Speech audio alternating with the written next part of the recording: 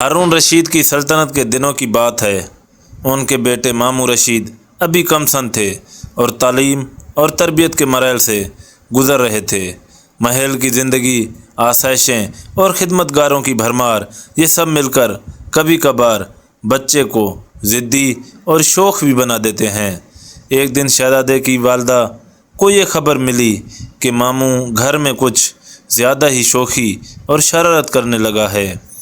ماں کا دل جو بیٹے کی بہتری کے سوا کچھ نہیں چاہتا، فکر مند ہو اٹھا۔ اس نے سوچا کہ اگر آج اس شوخی کو نکیل نہ ڈالی گئی تو کل یہ عادت شہزادے کی شخصیت کا مستقل حصہ بن جائے گی۔ چنانچہ اس نے فوراً ایک قاصد شہزادے کے استاد کے پاس بھیجا، یہ پیغام دے کر کہ شہزادہ گھر میں بہت شوخی کرنے لگا ہے، اسے نظم و ضبط سکھانا از حد ضروری ہے۔ استاد جو خود ایک سنجیدہ اور فرض شناس انسان تھا، اس پیغام کو سن کر سمجھ گیا کہ اب نرمی سے کام نہیں چلے گا۔ محبت اور شفقت کے ساتھ ساتھ کبھی کبھار سختی بھی ضرور ہو جاتی ہے تاکہ سبق دل میں اتر جائے۔ چنانچہ جب شہزادہ اگلے دن درس کے لیے حاضر ہوا، استاد نے کوئی رعایت نہ کی۔ اس نے شہزادے کے گال پر 2-3 زوردار تھپڑ رسید کیے اور کان پکڑا کر کھڑا کر دیا۔ یہ سلوک جو ایک عام شاگرد کے لیے شاید معمولی سمجھا جاتا، شہزادے کے لیے نہایت اذیت ناک تھا۔ وہ ایک بادشاہ کا بیٹا تھا جسے کبھی کسی نے یوں سختی سے نہ ڈانٹا تھا، نہ ہاتھ اٹھایا تھا۔ درد اور بے بسی کا احساس نے اس کی آنکھوں میں بلا اختیار آنسو بھر دیے اور وہ کان پکڑے سر جھکائے خاموشی سے آنسو بہاتا رہا۔ عین اسی وقت جب شہزادہ اپنی اس تکلیف دہ حالت میں کھڑا تھا، دروازے پر ایک آواز گونجی۔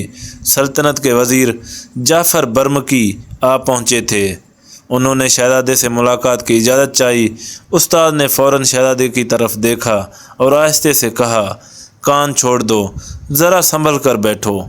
شہزادے کا چہرہ ابھی تک آنسوؤں سے بھیگا ہوا تھا، درد ابھی بھی اس کے چہرے پر عیاں تھا، مگر اس نے فوراً اپنے رومال سے منہ پونچھا، خود کو سنبھالا اور بادستور اپنی جگہ بیٹھ گیا، ایسے جیسے کچھ ہوا ہی نہ ہو۔ وزیر اندر آئے، ادب سے سلام کیا، شہزادے سے کچھ باتیں کی اور واپس چلے گئے۔ استاد پوری ملاقات کے دوران شہزادے کو غور سے دیکھتا رہا، حیران کہ یہ بچہ اتنی کم عمری میں بھی اپنے جذبات پر اس قدر قابو کیسے رکھ سکتا۔ نہ آواز میں لرزش، نہ چہرے پر کوئی ایسی علامت جس سے وزیر کو ذرا برابر بھی شبہ ہوتا کہ کچھ دیر پہلے اس بچے کے ساتھ کیا ہوا تھا۔ وزیر کے جانے بعد استاد نے شہزادے کے قریب بیٹھ کر نرمی سے کہا، شہزادے، اگرچہ مجھ سے یہ سختی تمہاری بھلائی ہی کے لیے ہوئی تھی، مگر تم نے بہت اچھا کیا کہ وزیر سے میری شکایت نہ کی۔ تم چاہتے تو انہیں سب کچھ بتا سکتے تھے اور مجھے سزا بھی دلوا سکتے تھے۔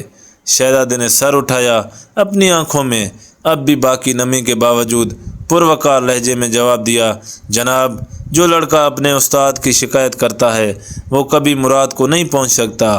آپ نے مجھے سکھانے کے لیے سختی کی، یہ آپ کا حق تھا اور میری تربیت کا حصہ۔ میں آپ کی شکایت کر کے خود اپنے آپ کو کیوں بد نصیب بناتا۔ استاد یہ سن کر دیر تک خاموش بیٹھا رہا۔ اس کے دل میں شہزادے کے لیے احترام کی ایک نئی لہر جاگ اٹھی۔ اس نے سوچا، یہ بچہ محض خون سے شہزادہ نہیں بلکہ کردار سے بھی ایسی سمجھ بوجھ، ایسی بردباری بڑے بڑے سنجیدہ لوگوں میں کم ہی ملتی ہے۔ اس واقعے کے بعد استاد اور شہزادے کا رشتہ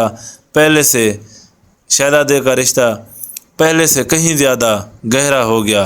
استاد کو یقین ہو گیا کہ یہ بچہ ایک دن ضرور بڑا انسان بنے گا، نہ صرف تخت کے اعتبار سے بلکہ اپنی سیرت کے اعتبار سے بھی، اور تاریخ گواہ ہے کہ ماموں رشید بعد میں علم و دانش کے اس مقام پر پہنچے جہاں کم ہی حکمران پہنچ پائے۔ یہ کہانی ہمیں سکھاتی ہے کہ استاد کی سختی جب نیک نیتی اور تربیت کی خاطر ہو تو اسے صبر اور احترام سے قبول کرنا چاہیے۔ جو شخص اپنے استاد کی عزت پر آنچ نہیں آنے دیتا وہی اصل میں تربیت کا اہل ٹھہرتا ہے۔ درد وقتی ہوتا ہے مگر ضبط اور وفاداری سے سیکھا گیا سبق ساری زندگی کام آتا ہے۔